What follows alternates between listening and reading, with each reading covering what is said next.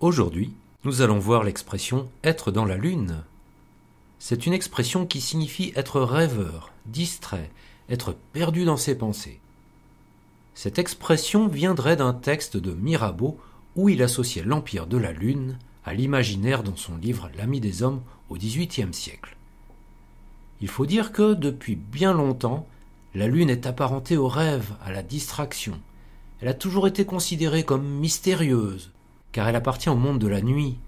Elle symbolise donc le rêve, l'imaginaire, l'inconscient. Elle s'oppose sans cesse au soleil, l'astre du jour, actif et productif. D'ailleurs, on retrouve ces caractéristiques également dans l'astrologie, la lune y étant liée aux émotions, à l'inconscient. Dans ces conditions, ce n'est donc pas étonnant qu'être dans la lune signifie être rêveur. D'autant plus qu'on oppose aussi la lune à la terre. Dans le cas de la personne distraite, on voit tout de suite le contraste avec celui ou celle qui a les pieds sur terre, qui est terre à terre. Le rêve s'oppose ainsi à la réalité.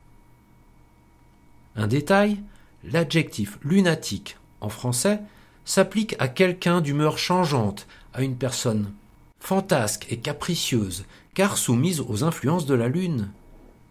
Il faut dire que la lune elle-même est changeante. C'est un astre qui se déplace sans cesse et son apparence varie selon les cycles. Quant en anglais, l'adjectif lunatic est encore plus fort que ça. C'est être fou. On reste dans tous les cas dans le domaine de l'esprit qui change et qui vagabonde. En définitive, la lune est donc cet astre un peu étrange qui nourrit nos rêves de sa douce lumière. Être dans la lune, c'est donc avoir l'esprit ailleurs, loin de la terre et des préoccupations matérielles. Alors attention quand même à ne pas être trop dans la lune, car les gens pourraient penser que vous êtes alors con comme la lune, ce qui signifie être particulièrement stupide. Et si vous réalisez que les gens pensent ainsi de vous, vous risquez alors d'être mal luné, c'est-à-dire mécontent, grincheux, insatisfait. Et voilà, c'est tout pour aujourd'hui. Maintenant, nous allons nous intéresser au vocabulaire présent dans cette émission. Pour cela, je vous invite à aller sur le site lesmachins.com. Vous y trouverez la transcription par écrit de ce podcast, ainsi que des traductions en anglais. Alors, je vous laisse y aller. C'est fait ? Très bien. Voyons à présent le vocabulaire. Distrait. Au féminin, distraite. C'est le fait de ne pas être attentif, de manquer d'attention, d'avoir l'esprit un peu ailleurs. Par exemple, ma cousine est distraite, elle oublie souvent ses affaires un peu partout. Les pensées.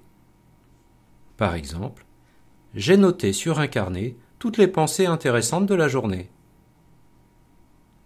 Apparenté. C'est-à-dire qu'il y a une forme de parenté avec quelque chose, qui a des traits communs. Ces deux langues sont apparentées et ça se voit, elles ont vraiment beaucoup de mots en commun. La distraction. C'est tout simplement le fait d'être distrait. L'inconscient. C'est ce domaine de la pensée qui échappe à la conscience. Un exemple ? Dans l'inconscient collectif de ce pays, la solidarité est une valeur très importante.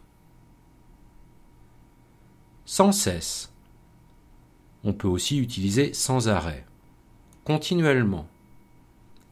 Il me répète sans cesse que je ne travaille pas assez bien. Ça m'énerve. Également. C'est un synonyme de aussi.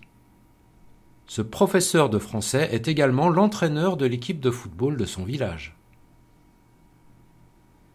Lié. Par exemple, j'aimerais avoir une activité liée au voyage, car j'adore voyager. Étonnant. Qui surprend par quelque chose d'extraordinaire, d'inattendu. C'est étonnant qu'il ne soit pas venu à ce rendez-vous. Habituellement, il est toujours présent. Tout de suite. C'est un synonyme de immédiatement. Tu dois passer le voir tout de suite. Il t'attend depuis 10 minutes. Avoir les pieds sur terre. Cette expression signifie être réaliste, avoir un esprit concret. Elle a les pieds sur terre. Elle préfère avoir un projet solidement préparé plutôt que plein d'idées irréalistes. Terre à terre, qui se rapporte aux questions banales et matérielles du quotidien. Par exemple, j'ai une question assez terre à terre. Il coûte combien votre cours de français ? Fantasque, qui est bizarre et dont on ne peut pas prévoir le comportement. Par exemple, avec son caractère fantasque, on ne sait jamais à quoi s'attendre avec lui. Soumis. Par exemple, il est complètement soumis à l'opinion des autres. Il est beaucoup trop influençable. Changeant. Un exemple, les tarifs des compagnies aériennes sont vraiment changeants. Les prix peuvent changer plusieurs fois par jour. Vagabonder, qui se promène ou voyage sans but précis. Le voisin laisse ses poules vagabonder tout autour de la ferme. Nourrir, c'est un synonyme d'alimenter, de donner à manger. Je reviens demain, alors n'oublie pas de nourrir le chat. Ailleurs. Un exemple, je ne trouve pas mes clés ici, je vais les chercher ailleurs. Les gens. Un exemple, les gens passent de plus en plus de temps sur leur téléphone portable. Et moi aussi. Con. C'est un mot très familier et péjoratif pour dire de quelqu'un que c'est un imbécile.